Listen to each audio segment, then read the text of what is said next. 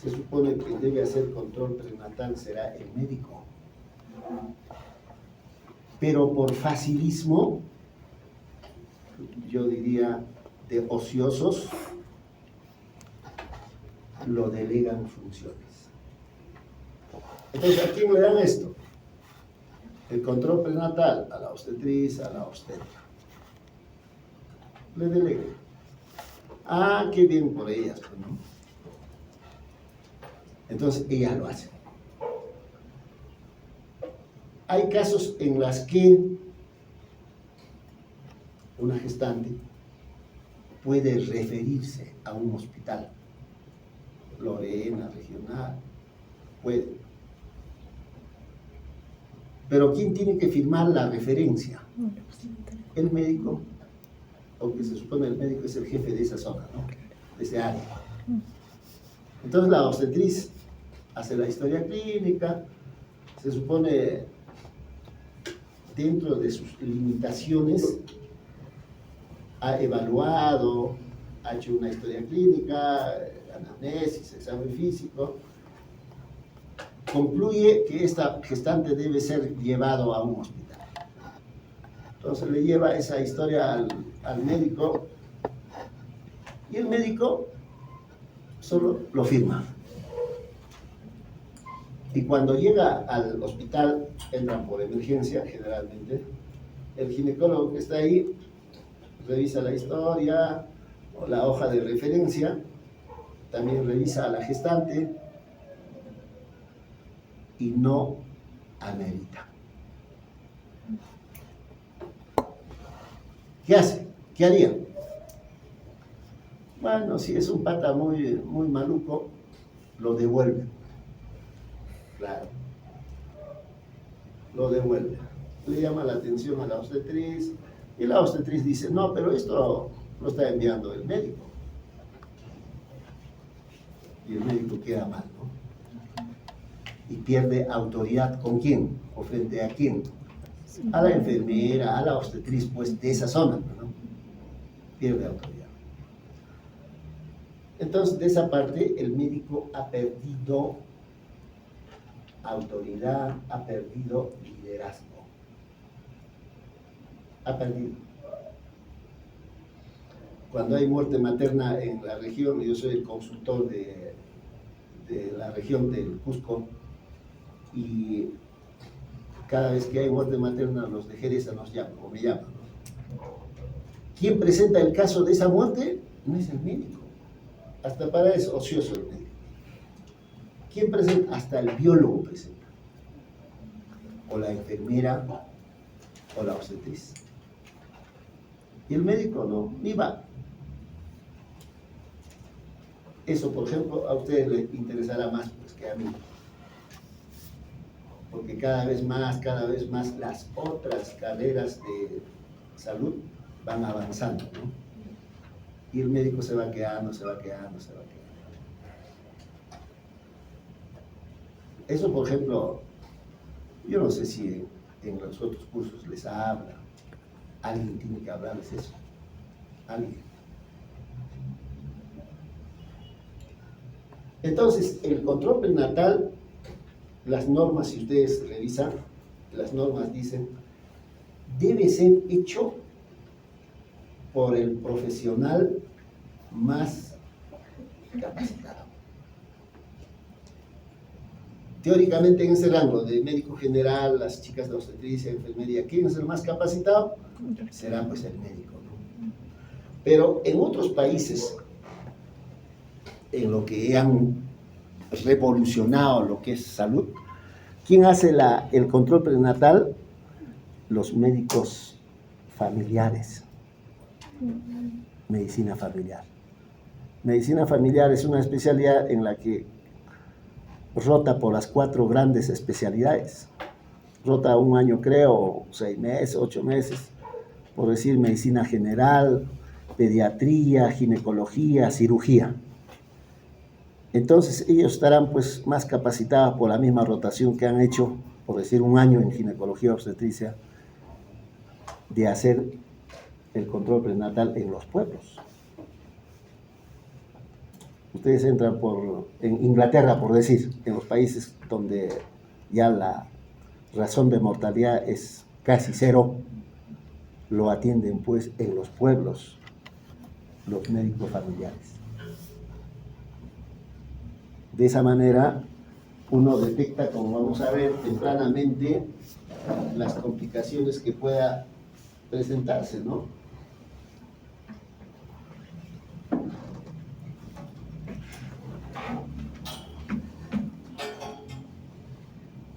Entonces, ¿qué viene a ser control prenatal? Como su nombre dice, control prenatal. Viene a ser la vigilancia y evaluación integral de la gestante y, lógicamente, del producto de la gestación. Pero tiene que ser hecho por un profesional. Y más atrás vamos a decir, por el profesional de salud más capacitado. ¿Cuál será la idea? ¿Cuál es el objetivo? Lograr el nacimiento de un niño sano y que también la gestante termine el embarazo sin ninguna complicación.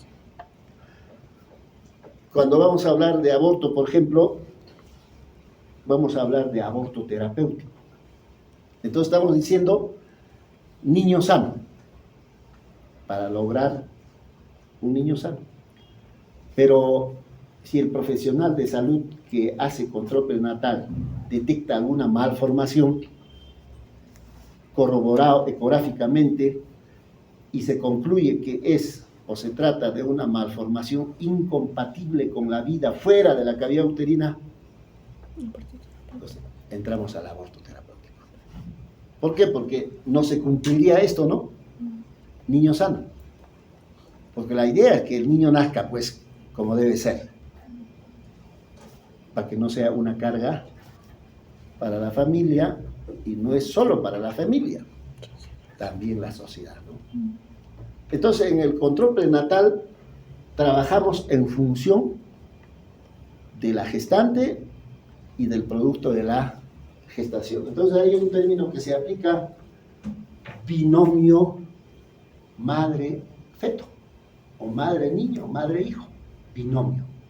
Entonces, el ginecólogo está velando por la salud de la gestante y por el producto de la gestación.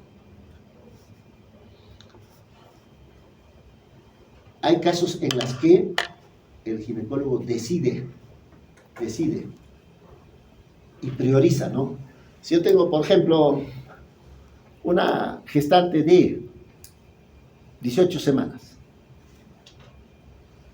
y se detecta un cáncer, 18 semanas, se detecta un cáncer, ya lo que crean ustedes, cuello uterino, útero, cerebro, no sé. ¿Cuál será la prioridad? La mamá, porque estamos hablando de 18 semanas. Pero si yo tengo una gestante de 35 semanas, igual cáncer. 35 semanas ya está como para que el chiquito pueda salvarse, ¿no? Lo puedo aguantar una semanita más, 2 semanitas más, terminar con el embarazo y luego actuar contra el cáncer de la madre. Entonces, es un juego, una valoración de qué es primero, y para decir qué es primero, estamos en función a la edad gestacional, ¿no? ¿Cuál es el objetivo general de hacer el control prenatal? Porque esto es una recomendación por la Organización Mundial de la Salud. Lógicamente, una recomendación y una exigencia del MINSA para hacer control prenatal. Entonces, ¿cuál es el objetivo? Identificar aquellas gestantes con alto riesgo. Alto riesgo. Con el fin de realizar intervenciones en forma oportuna que permitan evitar complicaciones o prevenir complicaciones. complicaciones para la gestante y también para el producto de la gestación. ¿Qué necesito para hacer control prenatal? Lo que a ustedes les han enseñado hasta acá. Necesitamos hacer una buena historia clínica, por ahí creo que han hablado de historia clínica. La mejor herramienta del médico es la historia clínica. Entonces necesitamos hacer historia clínica. ¿Qué significa? Hay que hacer una buena anamnesis, un buen examen físico y en función a ello solicitar examen de laboratorio y su ecografía. Solo con la historia clínica podemos detectar factores de riesgo de una gestante que pueda conllevar a una complicación tanto para la madre como para el producto de la gestación.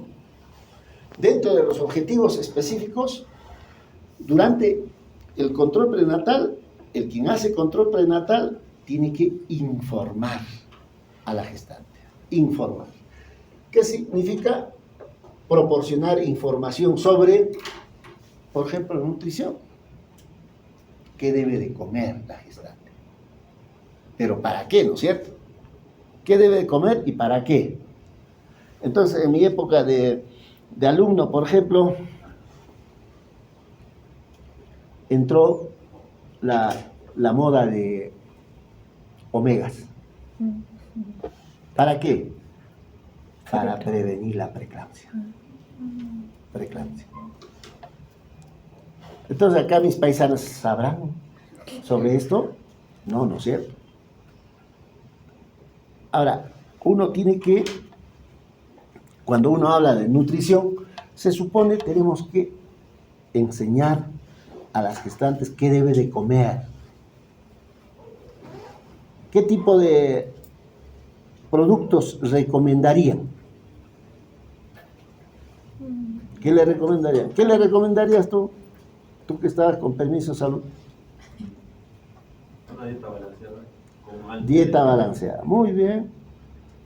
¿Qué te va a decir la paciente? ¿Qué es dieta balanceada? Y la paciente va a decir, ¿qué carajo es eso? Como pancito. Claro, ¿cómo se come? Dieta balanceada. No, pues.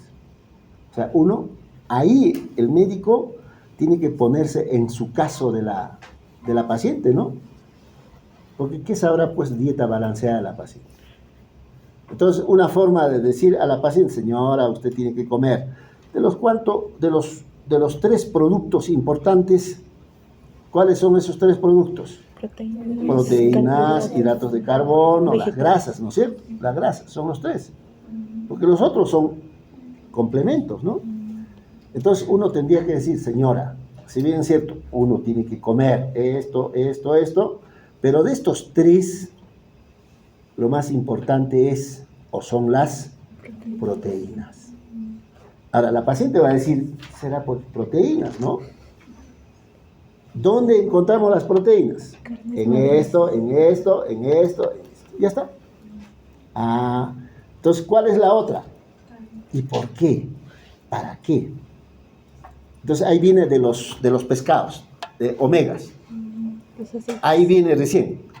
Entonces, debe de comer pescado de color negro, por decir. Pescado de color negro, porque tiene bastante omega.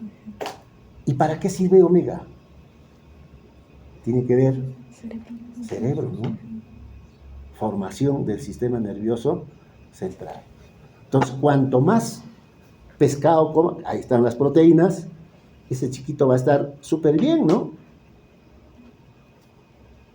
Ahora, ¿qué es lo que no se produce mucho en el Cusco, en la sierra? Los pescados. Productos marinos, por decir, en general, productos marinos.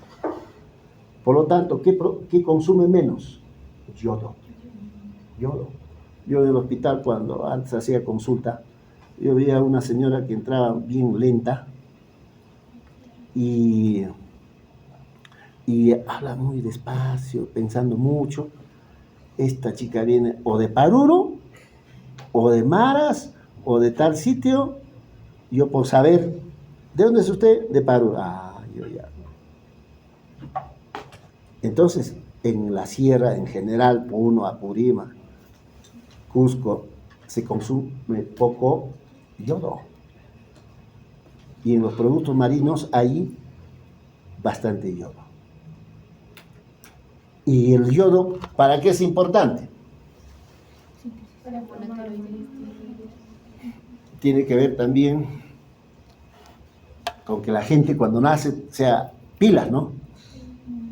Pues en Lima, en mi época por lo menos, ahora me imagino, aunque ahora ya más serranos que capitalinos habrá, miraba a un muchacho y decía, este es un serrano.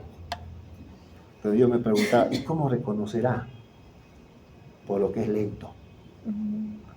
Porque en Lima son muy rápidos, ¿no? Por la lentitud. Entonces hay que hablar sobre nutrición, hay que hablar sobre higiene personal. Hay que enseñar que se bañen, ¿no? Entonces, si ustedes cuando revisen en países como Chile, por decir Brasil, Argentina, las gestantes que entran a sala de partos porque ya tienen dolores, apenas entran lo mandan a la ducha, ¿no? A ducharse. Se ducha. Tiene que haber condiciones, ¿no? Si no se muere por neumonía también. Tiene agua caliente, todo, ¿no? Pero acá todavía no estamos en eso. Hay que hablar sobre nutrición, higiene y, lógicamente, identificar durante el control prenatal, identificar y manejar complicaciones que puedan presentarse durante el embarazo. ¿Qué complicaciones? Por decir, ¿qué se les ocurre pensar? Por decir, una infección urinaria. Una infección urinaria. Infección a nivel vaginal. Cuello uterino. Anemia, por decir. Complicaciones. Entonces la idea es identificar, y si uno identifica, hay que manejarlo.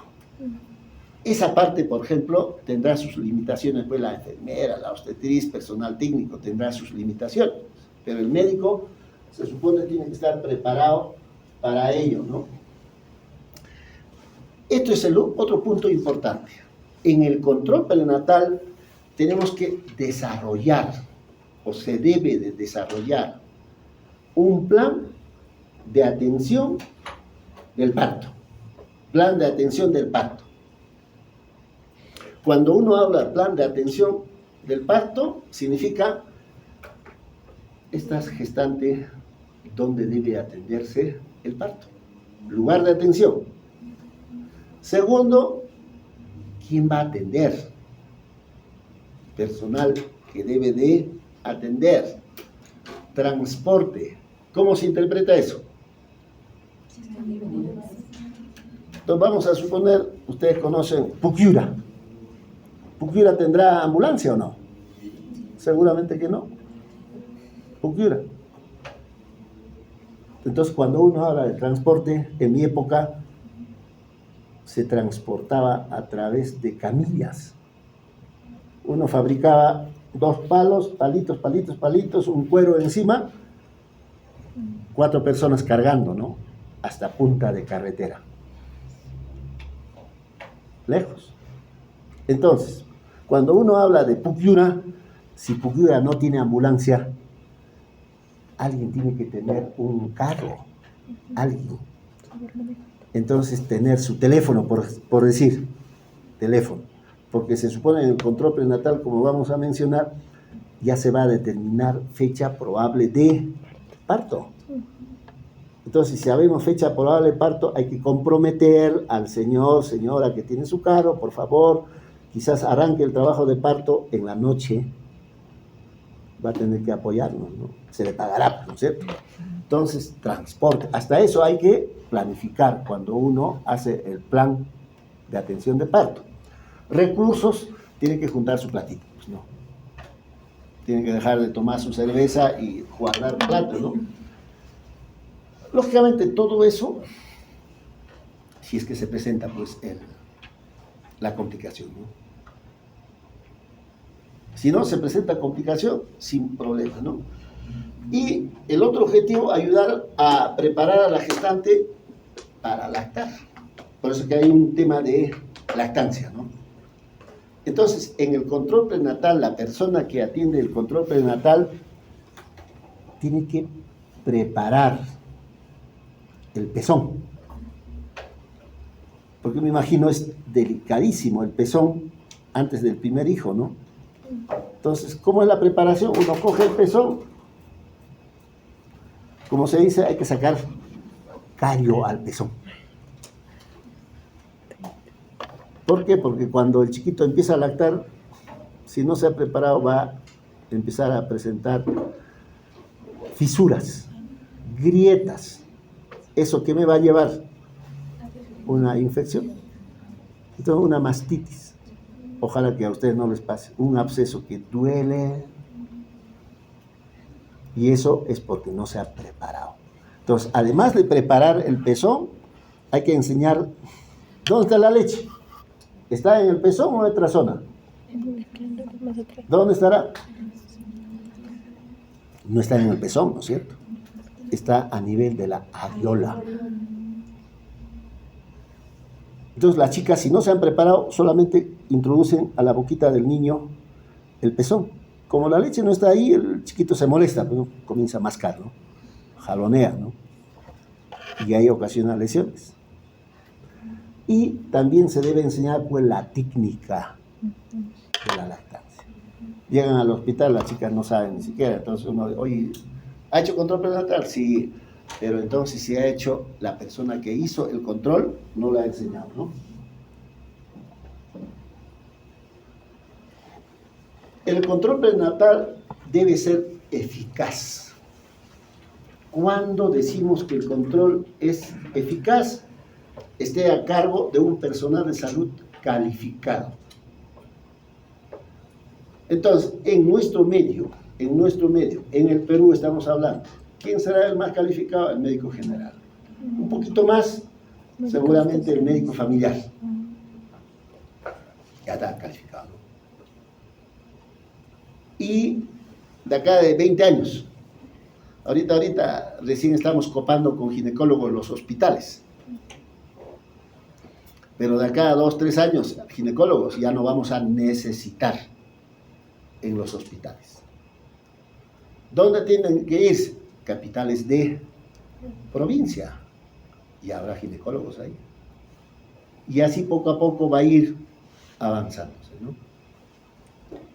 Claro, los que tienen vara y los más capos entrarán a los hospitales porque se han capacitado, ¿no?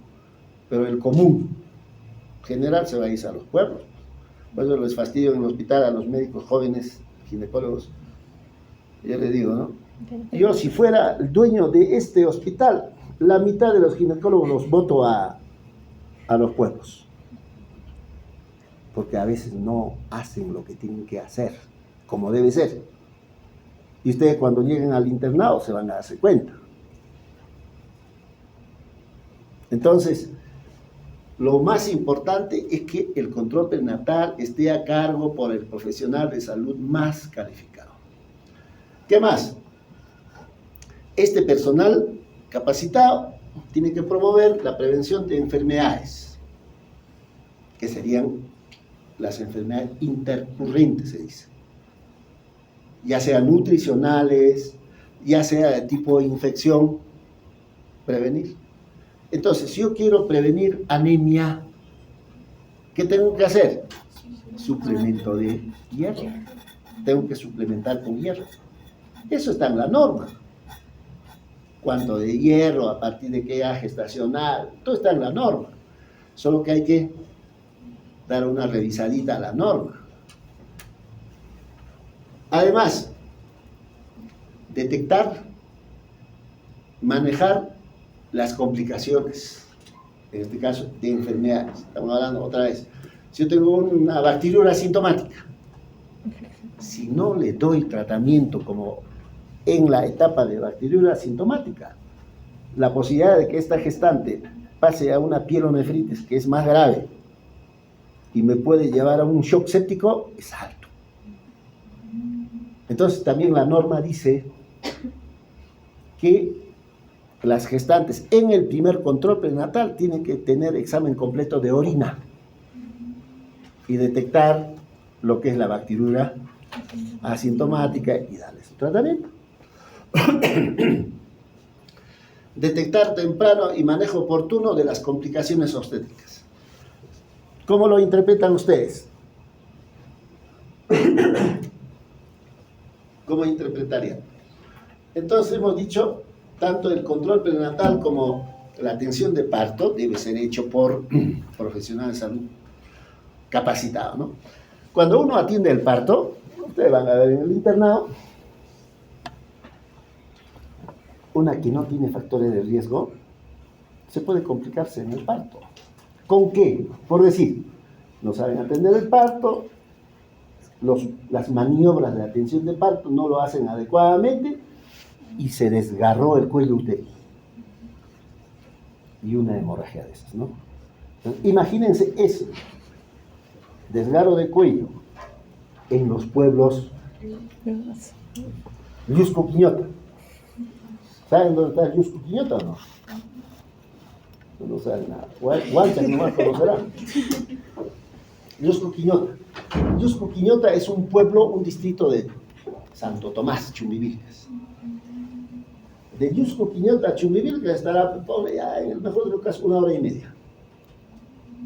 De Chumbivilcas acá está 8 horas. Entonces, dice, detección temprana y manejo oportuno. En este caso de hemorragia, si no actuamos rápidamente, se muere, ¿no? Entonces, ¿qué haría tú? ¿Cómo te llamas? ¿Cómo? Cristel. Cristel. ¿Por qué te han puesto ese nombre? ¿Cómo? Mi mamá decidió. Decidió. Cristel. ¿Por qué? Sí. Porque conoció a una niña con ese nombre. Ah, una niña y le gustó el nombre. Así es. Entonces vamos a suponer que Cristel está en Uchuracay. Uchuracay. ¿Sabe dónde está Uchuracay, no es cierto? Nada de eso. Ya, está en Uchuracay. Se presenta este cuadro, desgarro de cuello. ¿Qué hace? ¿Qué haría?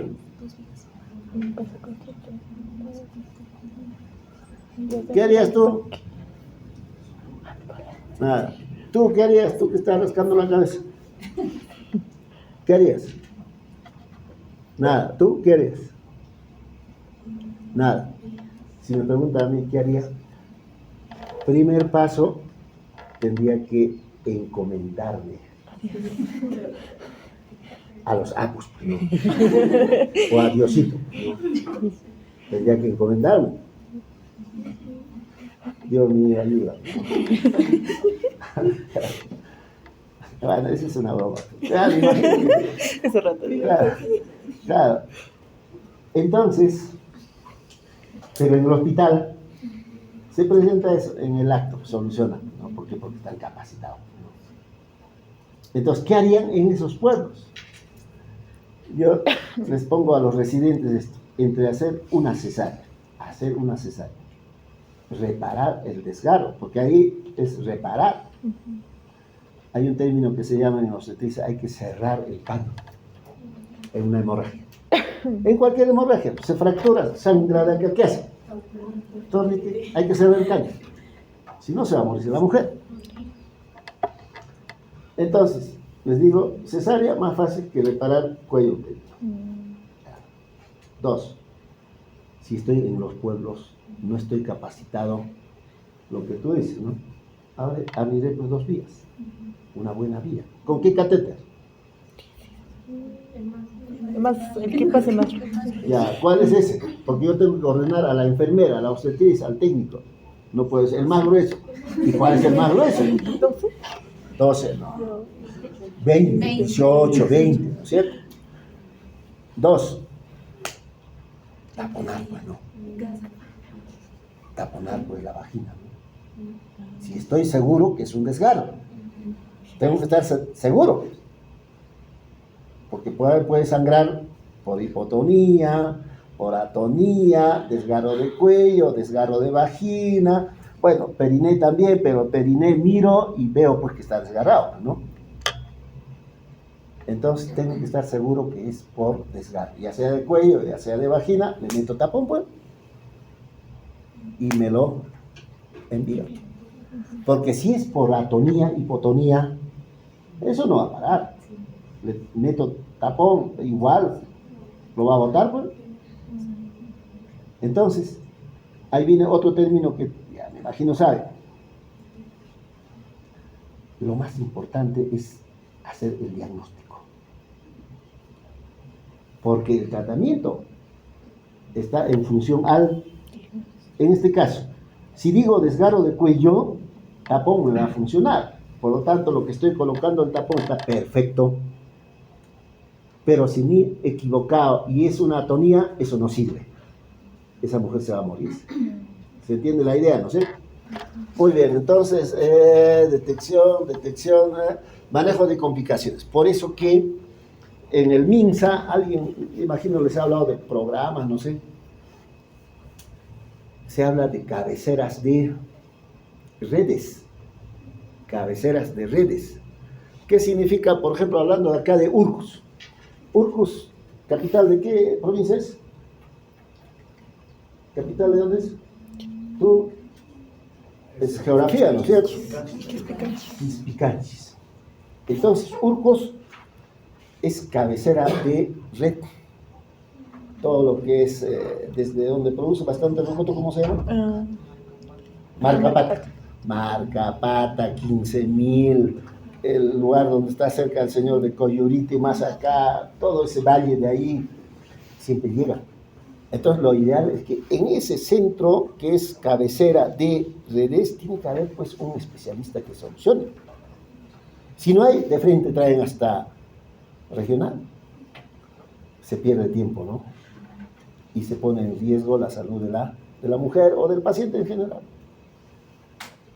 Entonces, en ese caso de desgarro, tengo que enviar cabecera de red. Pero si el cabecera de red está igual que yo, no me soluciona problemas. Pero si está bien implementado, equipado, personal capacitado, solucionamos problemas ahí, será mucho más barato que traer hasta regional o Lorena. Entonces, cuando uno habla de control prenatal, existen requisitos básicos, ¿no? Y dentro de los requisitos básicos debe ser precoz, pues, o temprano. 2, debe ser periódico o continuo. 3, completo o integral. Y finalmente, de amplia cobertura. En mi época, hasta acá nomás se hacía. Precoz, periódico, de amplia cobertura, ¿cómo lo interpretan? ¿Cómo lo interpretan? Que va desde el primer hasta el último trimestre. Dice, de amplia cobertura, el paciente tiene su CIS, ¿no? Que esté plenamente cubierto. Entonces está su CIS, cubre análisis de laboratorio, ecografía, operaciones, atención médica, odontológica, nutrición, todo, amplia cobertura, hasta la ambulancia, pues. Eso es lo bueno que hicieron, ¿no? Porque en mi época yo hice internado en la maternidad de Lima. Para atender un parto teníamos que guardar nuestros pedacitos de hilo en frasquitos. Anestesia teníamos que juntarnos, porque en esos tiempos no había pues el CIS. Cada uno pagaba su atención y se moría un montón de gente, un montón. Ustedes revisen nomás pues la razón de mortalidad hace 20, 30 años con ahora, comparen. Un cambio abismal, ¿no? Entonces, 4 requisitos básicos para hacer un buen control prenatal. ¿Por qué se dice, o cuándo se dice que es precoz o temprano? Iniciar la consulta desde el momento en que la mujer sospecha de un embarazo. Cada uno conoce su cuerpo, su menstruación tiene que venir cada 28 días, 30 días, no sé. Si deja de venir, ¿cuánto tiempo le doy? ¿Cuánto tiempo le daré? Tengo que tener relaciones, pues, ¿no? Porque si no, no me interesa, pues, ¿no? ¿Cuánto tiempo le darían las chicas? Un mes, demasiado tarde sería, ¿no? Una semana será, pues. Porque una semana después yo ya tengo que preocuparme, pues, ¿no? Siempre y cuando tenga relaciones. Tengo relaciones, no me cuido, tengo que pensar en embarazo. precoz. Entonces también se dice, se acepta como precoz una atención de la primera consulta en el primer trimestre. Primer trimestre. Lo ideal es, deja de bajar la menstruación una semana, ya tengo que pensar en embarazo. Por lo tanto, ya debo de ir al hospital, clínica, lo que quieran. Ahí me hará una ecografía. Entonces vamos a ver después, en algún momento, importancia de hacer una ecografía para determinar la edad gestacional. Además de si está o no está embarazada, ¿no? Además. Y se habla precoz también, si es que por alguna razón no ha ido los primeros meses, primer trimestre. Periódico o continuo. Significa, será óptimo que una gestante tenga control prenatal, un control por mes, hasta el 6º mes. ¿Cuántos meses dura el embarazo? 9 meses. Perfecto. Hasta el 6º mes. 7º, 8º, un control cada 15 días. 2 por mes. Como estamos hablando, 7º, 8º, ¿cuántos controles habrá ahí? Será 4, ¿no es cierto? Si es 2 por mes, 7º 2, 8º 2, 4. Más 6, 10. El último mes, 9º mes, cada semana. 14. ¿Cuántos serán? 14. 14. Óptimo. Esto, en algún momento, se ha objetado. Se ha objetado en el sentido de que, claro, en los pueblos no será mucho, pero acá como Cusco, en las ciudades, más gente, ¿no es cierto? Simultáneamente más chicas se embarazarán. Entonces están abarrotados los consultorios de control prenatal. Mucha gente. En los pueblos no, pues no. De repente, simultáneamente se embarazarán 2, 3, bueno, es más manejado. Entonces, cuanto más abarrotado, ¿lo harás bien o no? No. No lo haces bien, Menos pues. tiempo. No lo haces bien. Entonces ahí aparece el Centro Latinoamericano de Perinatología, claro. Él hace una investigación, dice, pucha, eso de 14 controles en las grandes ciudades, no creo que lo hagan bien el quien va a hacer control prenatal. Peor si es un médico No especial. ocioso, que se escapa. No, eso no. Él hace, o sea, esta organización hace investigación y concluye, al encontrar el resultado de su trabajo, ellos dicen, no necesitamos 14 controles. Solo necesitamos 5 controles. Entre hacer 14 y 5, no hay ninguna diferencia estadísticamente significativa en lo que respecta a ¿qué? Bebé sano. Complicaciones en la gestante, complicaciones en el producto de la gestación. No hay. Sí, no. Por lo tanto, debemos hacer 5 controles. Primera consulta, antes de 20 semanas. Tiene que ser antes de los 20. Si es entre 9, 10, 11, 12, 13, mejor. ¿Por qué? Eso lo vamos a ver después. Pues, una primera, 20 semanas. La segunda, entre 22, 24 semanas. Entonces uno se preguntará, ¿por qué entre 22 a 24 semanas se habla de ecografía morfológica? Entonces, en ese tiempo debo de hacer un control, pedir una ecografía, pero una ecografía morfológica significa Ver. malformaciones, ¿no? Buscar malformaciones. Eso. Tercero, 27, 29 semanas. También tiene una razón. Ahí estas gestantes tienen que, por decir, Si yo tengo una incompatibilidad RH, Ujú. claro, entonces debo de poner su vacuna. Si estoy pensando en el tétano, por decir, también. Si estoy pensando en diabetes gestacional, también. O sea, tiene su razón, ¿no? 27, 29 semanas. La cuarta entre 33, 35 semanas, ya ahí se justifica porque el bebito ya debe de acomodarse. ¿Qué significa? Ya debe ponerse en longitudinal, cefálica.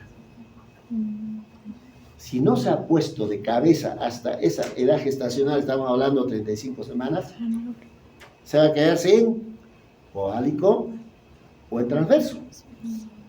Y si se queda en podálico transverso, ya tengo que prepararlo para operar, pues, ¿no es cierto? Necesito hacer sus análisis, su riesgo quirúrgico, EKG, qué sé. Si está anémico de repente hay que mejorarle su hemoglobina. Entonces, en ese tiempo. Y quinto, 38, 40 semanas. ¿Para qué será ahí? Tiene que ver ya más cómo está la placenta y cómo está el líquido amniótico. Si yo tengo, por decir, ¿qué me interesa en relación al líquido amniótico? Que no haya que no haya poco líquido, oligohidratos. Porque si hay poco líquido, oligohidratos se puede morirse, ¿no? Entonces, a esa edad gestacional debo de hacer una ecografía, además de ver grado de maduración placentaria, además de ver el índice de líquido amniótico, el ponderado fetal, ¿no? ¿Cuánto está pesando? No va a ser que sea macrosómico. Si es macrosómico, igual tengo que preparar para una. Entonces, eso recomienda el Centro Latinoamericano de Perinatología. Bueno, en mi época se trabajaba solo con eso. Entonces, si ustedes ven, esto sirve, ¿cómo se llama esto? Sínfisis. Borde superior del hueso púbico, del pubis. Teóricamente, al borde superior del pubis, del hueso púbico, a las 10 semanas llega el fondo uterino. Porque el útero es intrapélvico, ¿no? Pero cuando está gestando, 10 semanas llega a ese nivel. Ya a partir de 12 semanas yo puedo medir 12 semanas. Pero mi punto de referencia es el ombligo. Cuando el fondo uterino está a nivel del ombligo, 24 semanas. Cuando el fondo uterino está entre el pubis y la cicatriz, 16 semanas. Cuando el fondo uterino está entre, ¿cómo se llama esto? ¿Este huesito? Apéndice sifoides. Y la cicatriz, 32 semanas. Y cuando el fondo llega ya al fondo, a nivel del apéndice, 40 semanas. ¿En qué caso servirá esto? ¿En qué caso? No dispongamos de Ecografía, sí. Más antes que ahora, ¿no? Porque ahora todo es ecografía. Las chicas que se embarazan, no baja su menstruación, se van para que se haga una ecografía, recontra fácil ahora, ¿no? Antes no, pues, no había ni dosaje hormonal, menos ecografía. Yo cuando hice la especialidad, recién al Perú estaba entrando los ecógrafos. Recién, ¿no? Entonces, en esos tiempos donde no había ecografía, ecógrafos, cuando no había cuantificación cualitativa, cuantitativa de beta, HCG, cuando las pacientes, especialmente en la sierra, hablaban solo quechua. ¿Tú dónde hablas? ¿Dónde? ¿Hablas quechua o no? Solo entiendo, pero no. Entonces, como un serrano cusqueño no va a hablar quechua, ¿no? Tienen que hablar, ¿no? Sino como por lo menos agradecen la oportunidad que hayan nacido en el Cusco, porque Cusco es el centro del del quechua, ¿no? Los incas. El ombligo. De los incas, ¿no? Entonces, teóricamente ustedes se sentirán, pues deben sentirse felices, ser descendientes de los incas. ¿Y cómo lo reconocen, lo valoran a los incas? No sabiendo el quechua. Está jodido, ¿no? Tienen que saber el quechua. Entonces, en esos tiempos las señoras no hablaban español, solo quechua. Y eran analfabetas. Si el médico no hablaba quechua, la paciente le hablaba en quechua. No. Por ejemplo, todavía yo estudiaba en la época en la que decía, señora, ¿cuándo ha sido su última menstruación? ¿Cómo hablaban quechua? No, pues, entre dos gringos, ¿cómo se interpreta? ¿Cómo se comunicaba? No había. ¿Cómo preguntarían en quechua eso? ¿Cómo sería, delegada? ¿Cómo le preguntas a una campesina? ¿Cómo haces esa pregunta? Entonces la pregunta sería, ¿haikaj mi? Haikaj. Última menstruación niki hamusuranki. Ya está. Entonces, ¿qué era la respuesta de las pacientes en esos tiempos? Ellos no tenían la noción del tiempo. Mana yachenichu. Ya está, mana yachenichu. Pero mosca fue mis paisanas, las campesinas. ¿Qué decían? Decían, carnaval, yapi. No, eso no existe, de verdad. Entonces uno tenía que saber, ¿no? Cuándo hacía carnavales. Apatarpuipi. Después de que entonces. Y así, todo uno tenía que saber en qué momento, en qué mes. Antes, pues, producían en la agricultura una vez al año. Pero ahora, papa, cualquier mes siembran, ¿no? Pero en esos tiempos era una vez. ¿Cuándo creen que sembraban en esos tiempos? Agosto. Un poquito temprano, creo. Noviembre. Claro, porque ¿cuántos meses produce la papa? No, Un año. 4. Lentejas, ¿sabes? 6 meses. Ya, entonces cuente, mira, noviembre, diciembre, enero, febrero, marzo, abril, mayo están sacando la papa. Estamos hablando de esos tiempos. Ahora, pues, cualquier mes se siembra. Y así decían, cuando están sembrando papa, cuando los zorros están enamorándose. Zorros. Ahora, la pregunta para la delegada, ¿en qué mes se enamoran los zorros? Esa es antropología también, ¿no? ¿Ah? Y así, entonces, para esos tiempos servía esto.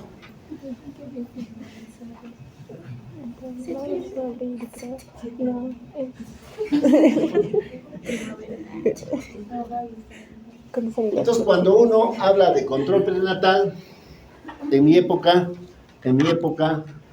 se hablaba que durante el control prenatal a las gestantes había que agrupar en 3 grupos. Gestantes de bajo riesgo, mediano riesgo, alto riesgo. Tú eres gerente de Minsa, claro, pero de donde hacen chicharrón acá. Saya, ya está. Tú eres gerente. Si tú eres gerente, ¿quién atendería las gestantes de bajo riesgo? ¿Quién atendería el parto? Porque eso de graduar, de agrupar, es para la atención del parto. ¿Dónde deben de atenderse? ¿Quién atendería? En primera obstetricia. Sí. Entonces, generalmente, pues, le hacen atender a las internitas de obstetricia, internos de medicina.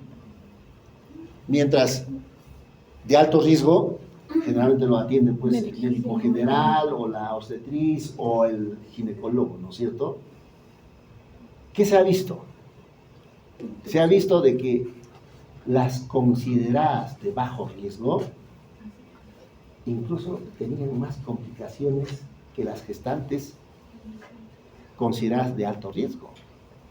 Entonces empiezan a indagar, ¿no? Porque si era considerado justamente de quien atiende. Aún en los hospitales, cuando empiezan a rotar los internos y empiezan a atender por lo menos unos 15 días, donde hay más complicaciones. ¿Por qué? Porque todavía no saben atender al parto, ¿no? Entonces, bajo riesgo, ya atendían los internos. Finalmente, un consenso, porque en medicina todo es consenso, ¿no? Consenso mundial, la Organización Mundial de la Salud, la OPS, Organización Panamericana de la Salud, las sociedades. Hay sociedad de pediatría, neonatología, ginecología, obstetricia, cirugía, bueno. Se llega a un consenso en el que se dice todas las gestantes deben ser consideradas de riesgo, todas, sin excepción. Tienen que ser consideradas de riesgo, por lo que se debe hacer conocer a estas gestantes reconocimiento de signos de alarma y deben de ser atendidos por el profesional de la salud más capacitado. Entonces ahí cuando van a estar en CERU, van a escuchar hablar de signos de alarma, signos de alarma, signos de alarma. Para todo hay signos de alarma.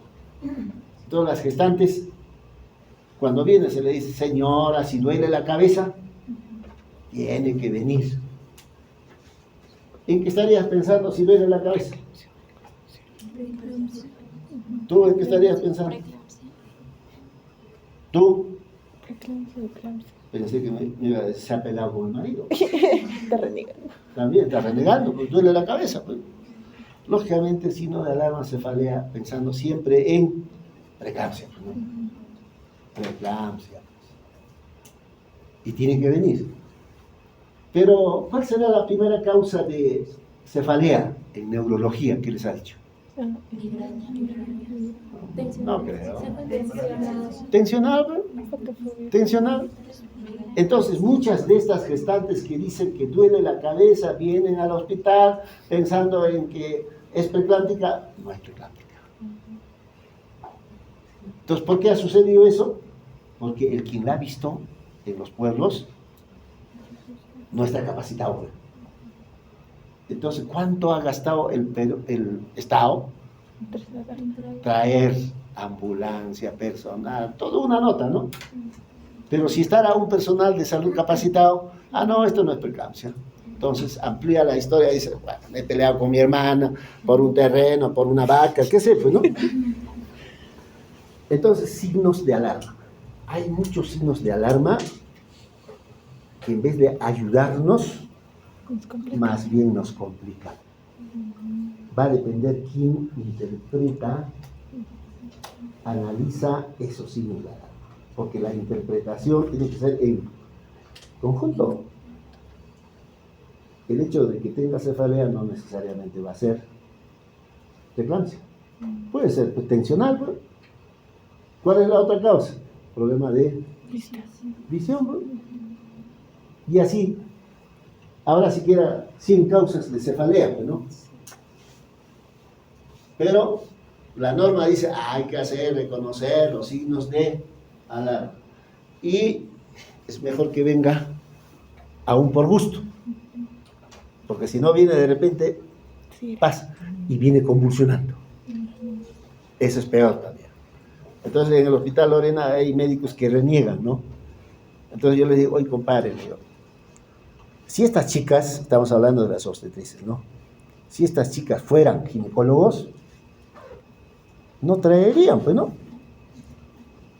Pero como no son, preferible que se equivoquen en traer que no traer y traer cuando ya se complicó. Porque cuando más reniegan, cuando viene pues 11 de la noche, 1 de la mañana, 2 de la mañana, tienen que levantarse.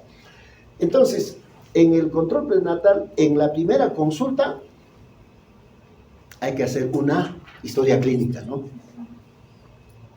Y dentro de la historia clínica, la anamnesis es importante, ¿para qué? Para determinar la edad gestacional. Y la edad gestacional lo vamos a determinar teniendo en cuenta que fecha última De menstruación. menstruación, ese dato nada más. Entonces, como parte de la historia, anamnesis, ¿cuándo ha sido su última menstruación? Lógicamente, cuando hay un retraso, otra vez, tiene que ser una chica en edad reproductiva, tiene que tener su pareja, tiene que tener relaciones, no cuidarse con nada. Ahí pensaré, pues, en un embarazo, ¿no? Pero si no tiene pareja, ¿a qué vamos a pensar en embarazo? Entonces, la anamnesis y el examen físico, importante. En gestantes van a ver siempre cuánto pesa.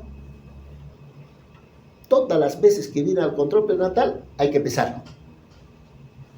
Talla será en la primera vez, porque la talla ya no va a cambiar, ¿no? Pero el peso sí. A medida que va avanzando la edad, también el peso tiene que ir aumentando. ¿Qué más hay que hacer siempre? Tensión arterial, la presión. Pues. La presión, la altura uterina, que también va a ir modificándose. Y la frecuencia cardíaca fetal. Es lo que hay que hacer.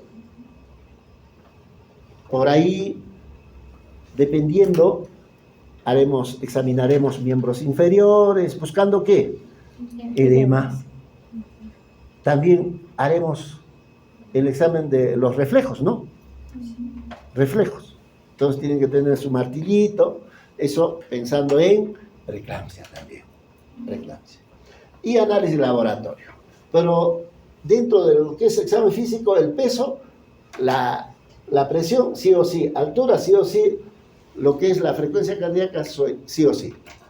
Hay casos, por ejemplo, los internos vienen una gestante a la 1 de la mañana, lo examinan, se han olvidado de ocultar latidos cardiofetales, no avisan al asistente, está durmiendo. Le dice, señora, todo está muy bien, vaya. 3, 4 horas después regresa la señora, chiquito muerto. Pero si me ha examinado, lógicamente, un interno, el oído no está todavía capacitado. Pero ahora, pues, más fácil, tenemos el Doppler, ¿no? Ponen el Doppler, ya está. Pero por el sueño a veces se obnubilan, no le ponen el Doppler. Hay dudas en el Doppler, tienen el ecógrafo, cualquier rato van a ir al hospital. Yo normalmente con mi grupo pasamos a emergencia, ¿qué se debe hacer en emergencia, no? Cuando uno hace la primera consulta, lo más importante, si es que uno está pensando en un embarazo, es que tengamos los signos de certeza del embarazo. Signos de certeza. ¿Qué significa signos de certeza? ¿Qué debo de encontrar para estar seguro 100%? Viene a ser los latidos cardiofetales, ¿no?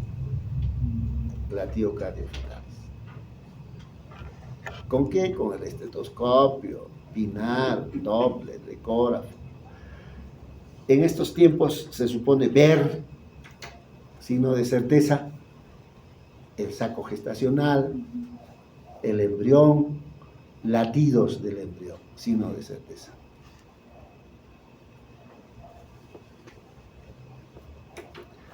Entonces, cuando uno habla de diagnóstico de embarazo, eso lo vamos a ver después, tenemos 3 grupos de signos a través de los cuales podemos hacer el diagnóstico del embarazo. Uno, un grupo de manifestaciones de presunción. Otro grupo, probabilidad. Y otro grupo, de certeza. Presunción, como su nombre dice, hay que entender. Probabilidad, ya un poquito más, ¿no? Entonces, en mi época solo se tenía, pues, de presunción y de probabilidad. Hace un rato les decía, de certeza, ocultar latidos. En mi época, los latidos, ¿a qué edad gestacional será? Tercero. 20 semanas. 20 semanas. Entonces, una gestante tenía que esperar 20 semanas para seguro 100%.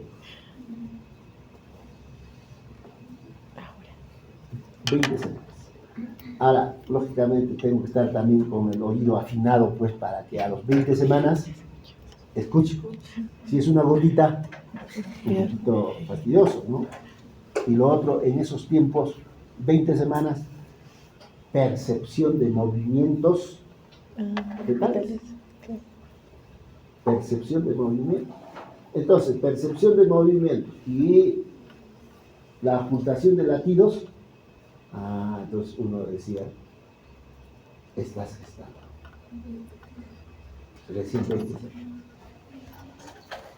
Lógicamente había que hacer una buena historia, ¿no? Señora, usted siente movimiento. Sí. ¿Desde cuándo? Sí, ¿desde cuándo? Hace una semana. 19 semanas estamos hablando.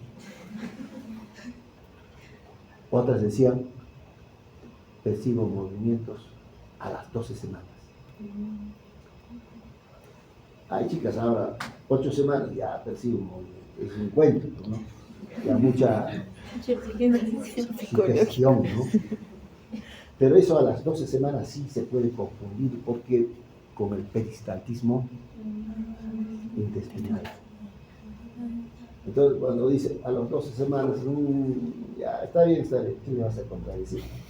Ya está bien, pero yo lo interpreto, el médico tiene que interpretarlo como que peristaltismo. Entonces es todo una nota, ¿no?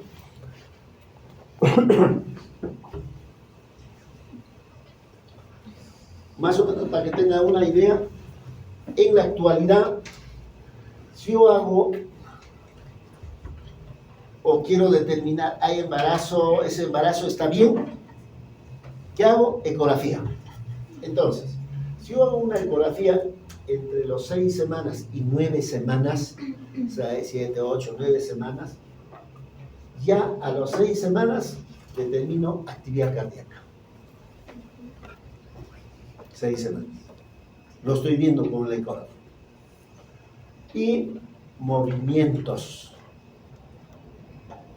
del feto, pero que la mamá no lo percibe. Entonces, cuando uno hace ecografía, 9 semanas, el chiquito se mueve como un gusanito, ¿no? Entonces uno voltea el aparato, mira, acá está el latido, acá está el que se mueve, se emociona, ¿no? Pero entre los 6 y 9 semanas podemos ver, ya debemos de ver, el corazón y su función y los movimientos del tronco. Entre la semana 10 y 12, actividad cardíaca por Doppler. Doppler. O también se llama detector de latido cardiofetal.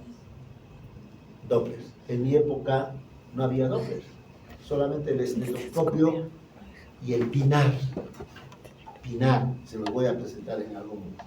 Pero ahora, ya pues, el Doppler, ¿no? Cuando estaba haciendo la especialidad, el Doppler recién estaba entrando.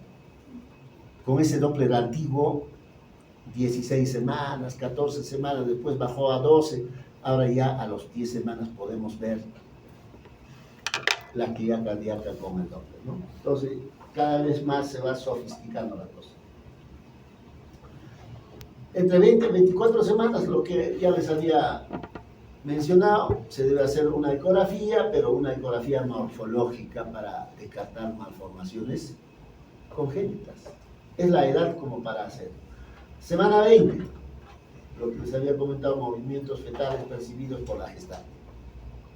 Y también latidos cardiofetales con estetoscopio que usamos para tomar la presión o el estetoscopio de pinar.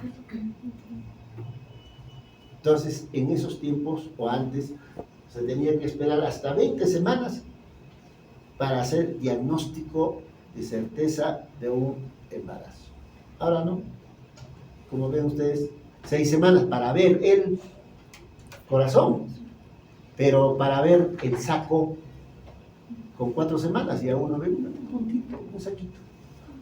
4 semanas. Yo con mi ecógrafo corazón lo veo a los 5 semanas y 2 días, 3 días, 4 días para ver el corazón. ¿Qué más se hace en el control prenatal a los 24 semanas? ¿En qué hay que pensar, por lo tanto, qué hacer? Diabetes gestacional.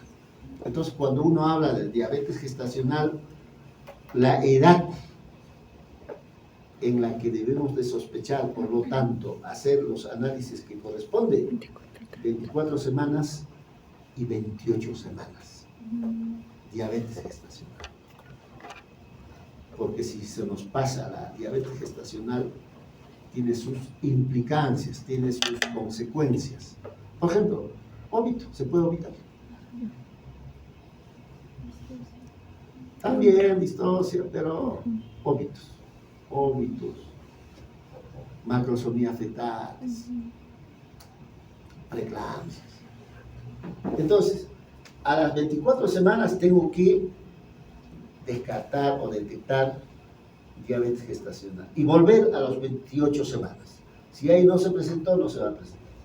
Pero también a las 24 semanas, primera dosis antitetánica. Lógicamente en aquellas gestantes que no han recibido la vacuna, ¿no? El toxoide. Y también hacer un puro cultivo, ¿no? 28 semanas, segunda dosis antitetánica y profilaxis anti-RH, si es que la paciente tiene incompatibilidad, ¿no? 28 semanas es la edad en la que ya debo de hacer profilaxis para evitar la incompatibilidad. Debo hacer una ecografía para ver el crecimiento, la presentación y la posición fetal. En el tercer trimestre, estamos hablando a partir de 28 semanas, psicoprofilaxis, ¿no? Porque todas las gestantes deben de recibir psicoprofilaxis, pensando en que el parto va a ser saludable para la gestante. O esta gestante en el momento del parto va a colaborar, va a ayudar, ¿no? ¿Qué análisis laboratorio?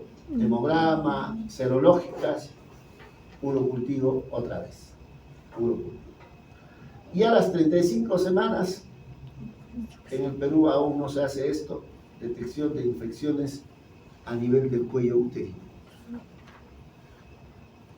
Acá nomás en Chile, por ejemplo, a partir de 35 semanas, búsqueda seriada de estrepto beta hemolítico.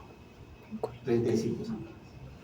¿Dónde buscan? En el cuello uterino. Para ello, ¿qué tienen que hacer? Colocan espéculo, toman una muestra, laboratorio, buscan.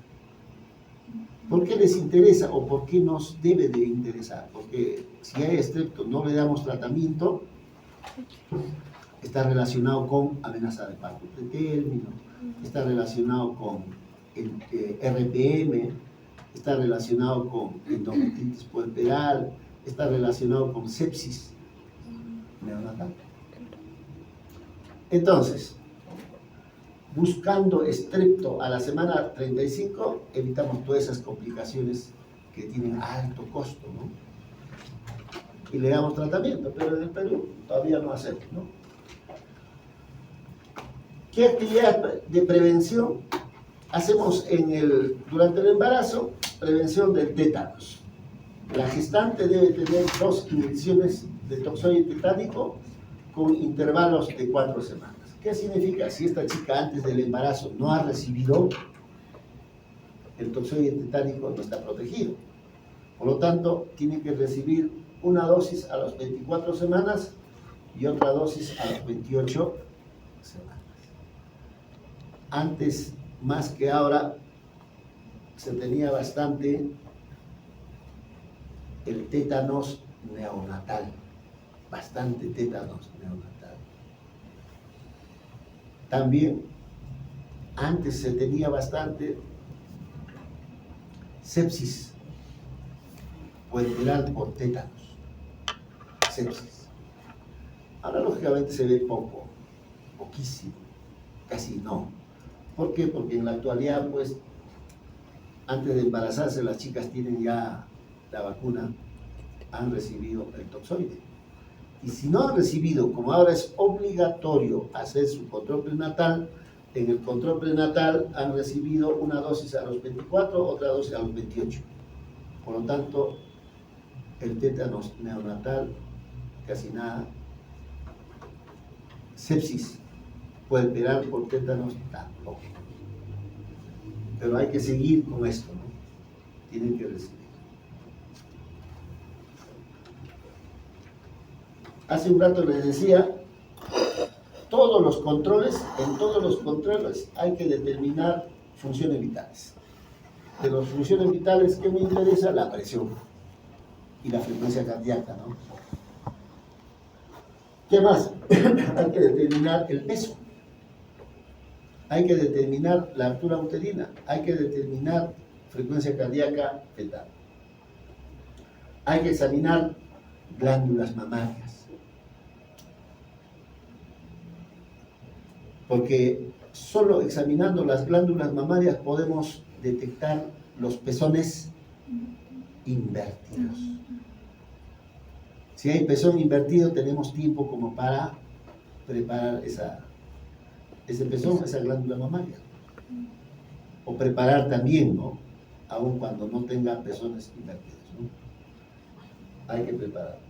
O también puede tener infecciones en esa zona. Hay que tratarlo. Entonces hay que hacer examen de glándula mamaria a nivel abdominal, altura uterina, maniobra de Leopold. Lo veremos después cómo se hace, en qué consiste las maniobras de Leopold. Determinar dinámica uterina. Dinámica uterina.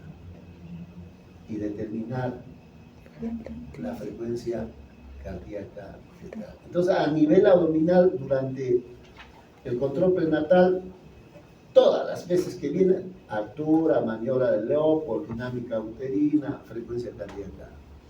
Eso es lo que hace a nivel del abdomen.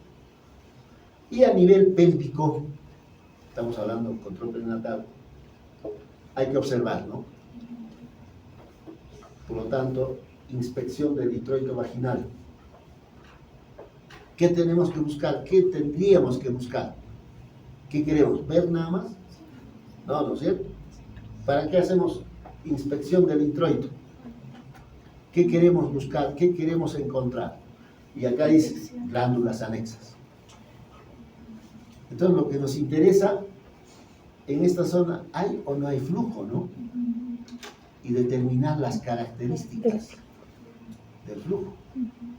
Determinando las características del flujo, yo podría decir esto es tricomona, esto es cándida, esto es vaginosis, esto es gono, tricomoniasis. Para eso, ¿no? O si hay mancha de sangrado también. ¿Qué glándulas, a qué glándulas se refiere esto?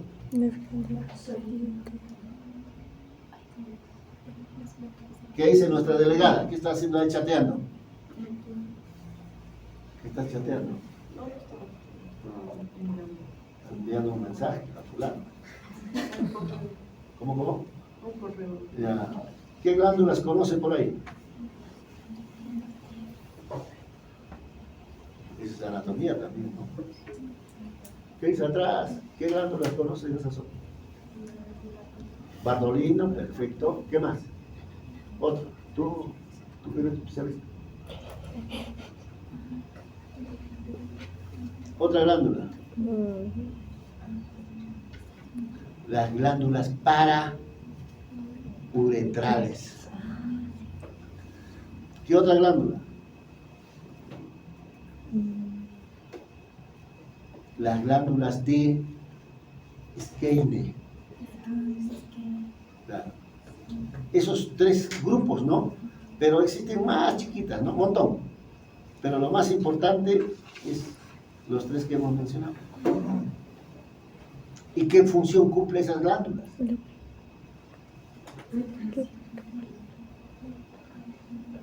¿Qué función será? Entonces, observamos el introito, vemos las glándulas. Aprovechar, por lo menos en la primera, colocar un espéculo, ¿no? para ver si hay alguna infección, alguna patología a ese nivel. Y tacto vaginal. Eso de tacto vaginal tiene importancia ya al final, de repente cuando arrancó el trabajo de parto. ¿Por qué o para qué hacemos tacto vaginal? Para ver pelvis. Pelvis buena, mala para parto vaginal, ¿no? Pero si yo hago tacto vaginal 20 semanas, no tiene sentido, ¿no? Más de la fastidiar a la gestante, ¿no? Miembros inferiores, lo que les decía, en miembros inferiores, edema.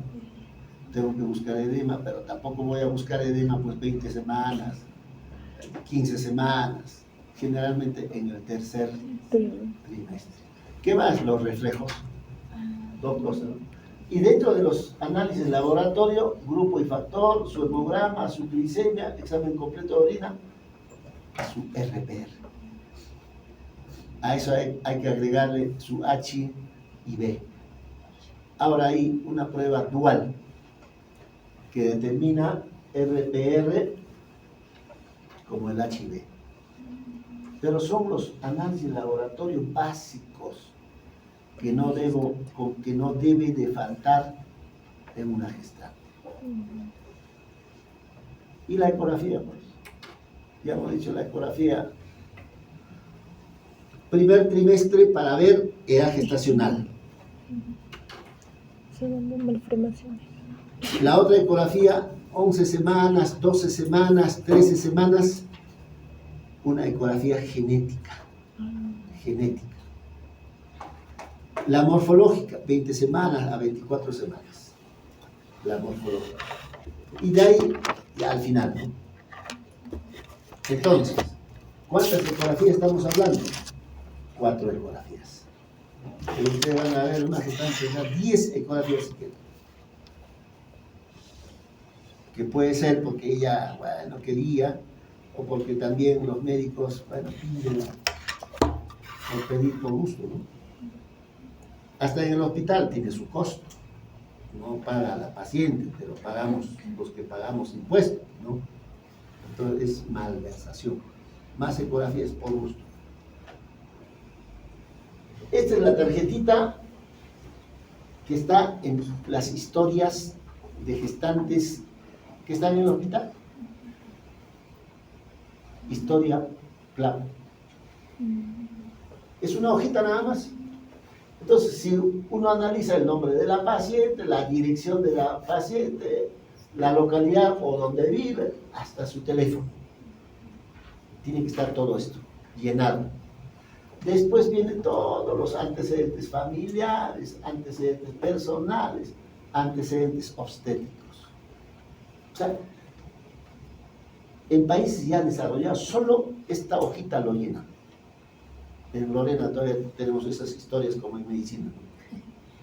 Pero también tiene esto. Entonces acá verán la primera consulta, segunda consulta, tercera, ta. Cada vez que viene, se llena. Cuánto peso, todos los datos. Y así sucesivamente. Cuando se han hospitalizado, igual, los antecedentes del parto anterior, abortos, todo. Y en la otra hoja, la otra cara, ¿no es cierto? La otra cara hay estos datos. Por ejemplo, acá, relación de semanas de amenorrea con la altura uterina. ¿Qué significa? Para la semana de gestación, ¿concuerda o no concuerda con la altura uterina? Acá está. ¿Cómo se determina esto? Lógicamente, con una cinta métrica o una cinta obstétrica o cinta del CLAP también hay. Solo necesitamos una cinta. Después tenemos semanas de amenorrea o embarazo con percentil, ¿no? Incremento del peso percentil.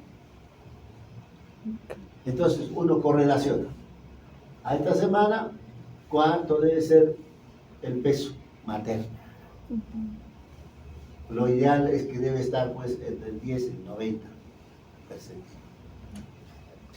Y después, si se ha hospitalizado, ¿qué día, qué mes, hospitalización, los análisis que se ha hecho?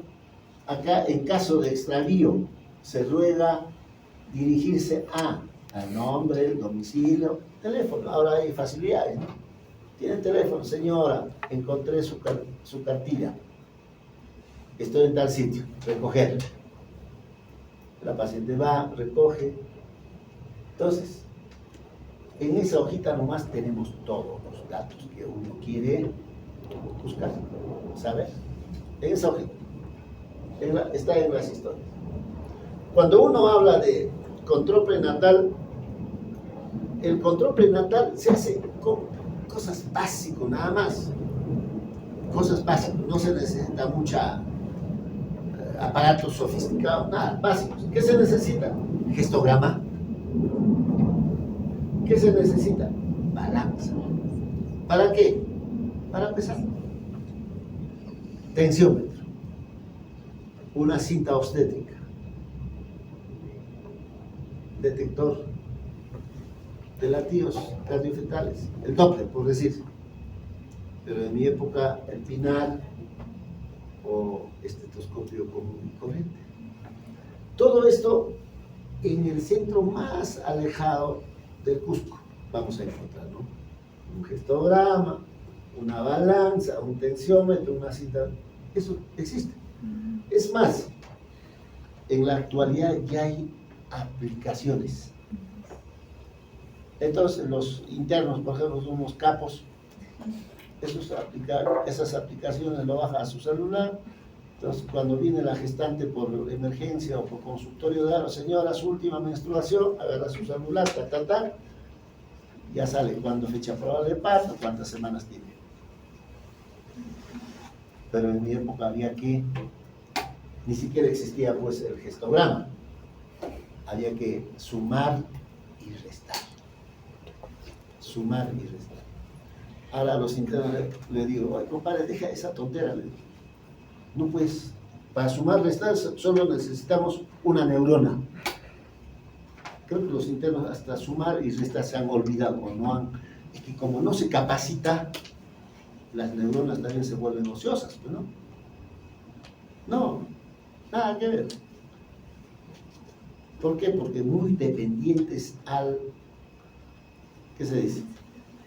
Al adelanto de los aparatos, no sé, muy dependientes. Pero antes no, pues tenían que sumar, claro.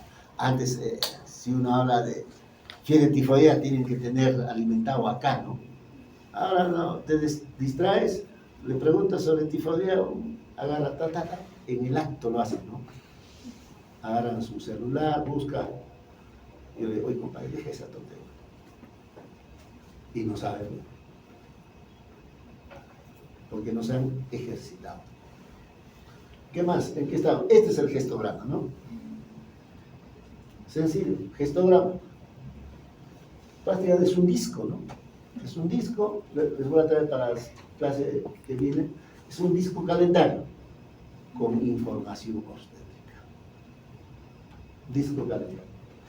A través de esto, de este disco, se estima edad gestacional, se determina la edad gestacional, se determina crecimiento fetal, se determina fecha probable del parto y se determina el peso materno para la edad gestacional.